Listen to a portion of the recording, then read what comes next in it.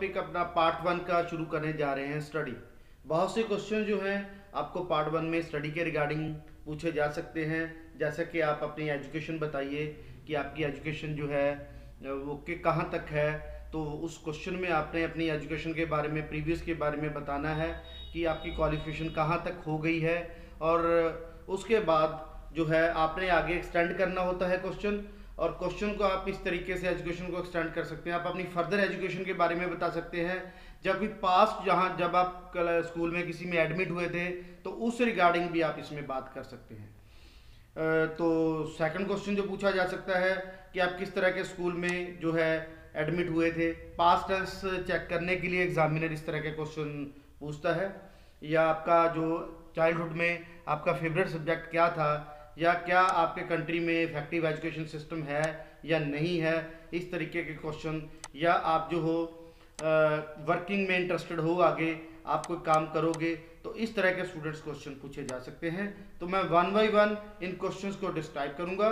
और एक बात जो मैं हर बार कहता हूं कि आप पैरामीटर्स नहीं भूलने at the time of speaking. Parameters क्या है? Fluency and cohesion. Second one is of lexical source, मतलब uncommon words. Third one is of a grammar. Grammar में आपने अकेली ग्रामर की एक्यूरेसी ही नहीं रखनी, बल्कि जो है रेंज भी रखनी है। उसके बाद प्रोनाउंसिएशन है, जहाँ पे पॉज लेना है, कॉमा है, फुल स्टॉप है, ज़्यादा पॉज लेना है, कॉन्ट्रैक्शन यूज़ कीजिए, जितनी ज़्यादा कर सकते हो तो उतने ही आपके प्रोनाउंसिएशन के बैंड्स अच्छे आएंगे। और जो आप वर्ड्स यूज़ कर रहे हो उनकी प्रोनाउंसिएशन इजीली समझ आए एग्जामिनर को। एक्सेंट जरूरी नहीं है कि आप अमेरिकन यूज़ कर रहे हो या ब्रिटिश यूज़ कर रहे हो, लेकिन एग्जामिनर को अच्छी तरह से आपका कंटेंट समझ आना चाहिए। तो मैं नेक्स्ट क्वेश्चन की ओर चलता हूँ। आपको क्वेश्चन पूछा जा सकता है डिस्क्राइब योर एजुकेशन। तो आपने इसमें अपने एजुकेशन के रिगार्डिंग बात करनी है। तो यहाँ पे जैसा कि बहुत से स्टूडेंट्स आफ्टर 10+2 जो है आइट्स का एग्जाम देते हैं बाहर जाने के लिए, तो वो बोलेंगे recently I have completed my 12th standard from CBSE। लेकिन यहाँ तक जो आंसर अगर आप दोगे तो आपको बैंड स्कोर नहीं मिलेगा। आपको आंसर जो है वो एक्सपेंड करना पड़ेगा। तो मैंने आगे स्कूलिंग से पहले उठा रहा हूँ अब। And before that my schooling was from the same school, और मेरी जो स्कूलिंग थी उसी स्कूल से थी। And I have been studying in that school since my childhood, और मैं उस स्कूल में हम बचपन से रह रहा हूँ। देखो यहाँ पे मैंने जो है सेंटेंस की वेरिएशन दी है, ग्रामर की रेंज देनी चाहिए, प्रेजेंट परफेक्ट यूज किया है। पहले सेंटेंस में मैंने यूज किया प्रेजेंट परफेक्ट टेंस, सॉरी, दूसरे में मैंने यूज किया पास्ट परफेक्ट, और थर्ड में मैंने प्रेजेंट परफेक्ट कॉन्टिन्यूस यूज किया। मोरोवर यहाँ पे कोहेजन डिवाइस, मोरोवर कनेक्टर लगाया। Now I want to study in the foreign country for further education, मैंने फ्यूचर का डांस दिया यहाँ पे कि अभी मैं जो है अपनी फर्दर एजुकेशन करना चाहता हूँ। इस तरीके से स्टूडेंट्स आपने आंसर्स देने हैं। तो आई थिंक आप लोग समझ गए होंगे। अगर नेक्स्ट क्वेश्चन की बात करूं तो नेक्स्ट क्वेश्चन है हमारा what kind of school did you go as a child, कि आप किस तरह के स्कूल में गए थे। तो आपका पास्ट टेंस चेक करने के लिए एग्जामिनर ये क्वेश्चन पूछ सकता है।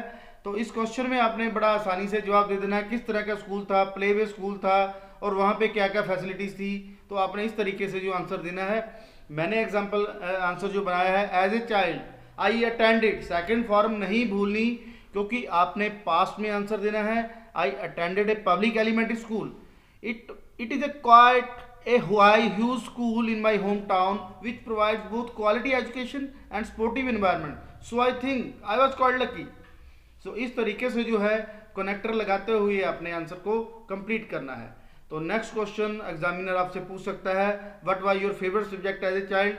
तो आपने कोई भी सब्जेक्ट चूज करना है। इस क्वेश्चन में की स्ट्रैटेजी क्या है कि आपने कोई भी क्वेश्चन जो आंसर है कोई सब्जेक्ट चूज करना है और उसका रीजन जो है वो आगे निकालना है। जैसे मैंने यूज किया वेल आई यूज्ड टू। देखो यूज्ड टू जो है हम पास्ट की किसी हैबिट के लिए यूज करते हैं जो रेगुलर हो।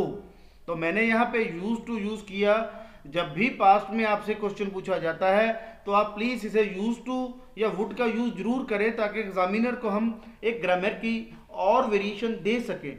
आई use to be very passionate about English, लेकिन मैं जो बचपन में था वो इंग्लिश में पैशनेट था। पैशनेट अबाउट मैंने यहाँ पे लेक्सिकल सोर्स यूज किया। And when I was a little girl और boy as I have the dream to go abroad since my childhood, क्योंकि मेरा बचपन से ही बाहर जाने का सपना है। And I was aware about English test, और मैं इंग्लिश टेस्ट के regarding for going in developed countries, इस इंग्लिश टेस्ट के रिगार्डिंग ऑलरेडी पहले से ही अवेयर था, इसलिए मेरा जो है फेवरेट सब्जेक्ट इंग्लिश था। तो यहाँ पे स्टूडेंट्स मैंने बताया कि मेरा फेवरेट सब्जेक्ट कौन सा था, और मैंने आगे रीज़न भी बताया कि मेरा फेवरेट सब्जेक्ट जो इंग्लिश था वो क्यों था। इसी तरीके से आपने जब भी आंसर देना है स्पीकिंग का, तो स्पीकिंग का आंसर देने के बाद वाई जरूर रेज करना है अपने आप को, तभी आंसर बन पाएगा। अगर आप रीज़न नहीं देते तो आपके जो मार्क हैं वो नहीं आएंगे, मार्क्स आपके कटेंगे। उसके बाद है students next question, do you think your country has an effective education system, क्या आपके कंट्री में इफेक्टिव एजुकेशन सिस्टम है? तो यहाँ पे आप ये भी कह सकते हो कि है, तो आपको उस जो सिस्टम के अच्छे पॉइंट्स हैं, जैसे कि प्रैक्टिकल बेस्ड एजुकेशन है, अब नई पॉलिसी भी आ गई है तो गवर्नमेंट ध्यान देती है एजुकेशन पे, तो आप इस तरीके के यस के पॉइंट्स भी लगा सकते हो। अगर आप नो करते हो तो आप बोल सकते हो कि प्रैक्टिकल एजुकेशन की कमी है। यही कारण है कि जो लोग हैं वो डेवलप्ड कंट्री में स्टडी करने जाते हैं, जो आज के स्टूडेंट्स हैं वो इसी कारण करके जो हैं डेवलप कंट्री में जाते हैं। तो मैंने ये आंसर इस तरह बनाया है, to be honest I don't think so, लेकिन मैं इस तरह नहीं सोचता। Our system has somehow become unduly stressful, जो हमारा एजुकेशन सिस्टम है वो अनड्यूली स्ट्रेसफुल है and does not promote creativity, और इसमें creativity and ability to critical due to the fact that our society still cares a way too much about the grades and schools. और critical thinking की कोई जगह नहीं है, और अभी भी जो है स्कूल्स जो हैं या एजुकेशन इंस्टीट्यूट्स हैं वो सिर्फ ग्रेड्स पे ही ध्यान देते हैं और सिर्फ एग्जाम ड्रिवन करिकुलम ही चलता है, और पूरा का पूरा सिस्टम इम्प्रैक्टिकल है। तो यहाँ पे मैंने अपना पॉइंट नेगेटिव में दिया कि मुझे नहीं लगता कि मेरे कंट्री में एजुकेशन सिस्टम अच्छा है, क्योंकि अभी भी जो है स्कूल्स और इंस्टीट्यूट्स जो हैं वो एग्जाम ड्रिवन करिकुलम पे ही चलते हैं, और क्रिटिकल थिंकिंग और क्रिएटिविटी की कोई जगह नहीं है। इसलिए जो मैं है इसे एजुकेशन सिस्टम को अच्छा नहीं मानता अपने कंट्री में। तो मैंने कुछ यहाँ पे लेक्सिकल सोर्स लिखे हैं। एग्जाम ड्रिवन, आप सभी जानते हो कि आपकी जो असेसमेंट है सिर्फ एक एग्जामिनेशन के बेस पे होती है। तो एग्जाम ड्रिवन करिकुलम की जो सिलेबस है, करिकुलम का मतलब होता है स्टूडेंट सिलेबस, की जो सिलेबस है स्कूल्स का वो अब भी एग्जाम पे ही डिपेंड करता है। अनड्यूली का मतलब है कि बहुत ज़्यादा जो है अनड्यूली स्ट्रेसफुल, ज़्यादा ही स्ट्रेस जो है स्टूडेंट्स को जो है फेस करनी पड़ती है। उसके बाद स्टूडेंट्स मेरे पास नेक्स्ट क्वेश्चन आ रहा है, are you looking forward to working, क्या आप वर्किंग करना चाहोगे? तो इस क्वेश्चन का आंसर मैं इस तरीके से मोल्ड कर सकता हूँ, हाँ बिल्कुल मैं करना चाहूँगा, लेकिन सबसे पहले तो मैं अपनी जो बेसिक एजुकेशन है वो कंप्लीट करूँगा, क्योंकि एक अच्छी जॉब के लिए जो है एक अच्छी जॉब के लिए अच्छी क्वालिफिकेशन चाहिए, तो तभी मैं एक अच्छी जॉब कर पाऊँगा। नो डाउट कि मैंने जॉब तो करनी ही है, क्योंकि वही जो है मेरे बिल्स को पे करेगी। पे द बिल्स ये एक इडियम है, और आगे जो है मैं अपनी लाइफ कंफर्टेबल जी सकूंगा। इस तरीके से आप स्टूडेंट आंसर दे सकते हो। तो are you looking forward to working? Absolutely, it's great to join the workforce मैंने यहाँ पे लेक्सिकल सोर्स लगाया है कि मेरी जो है बढ़िया रहेगा, ग्रेट होगा अगर मैं वर्कफोर्स ज्वाइन करूँ, but not at this time, पर लेकिन अभी नहीं मैं इसके बारे में सोच रहा, क्योंकि I know that for getting a good job good qualification is required, क्योंकि मैं जानता हूं कि एक अच्छी जॉब हासिल करने के लिए एक अच्छी क्वालिफिकेशन का होना जरूरी है।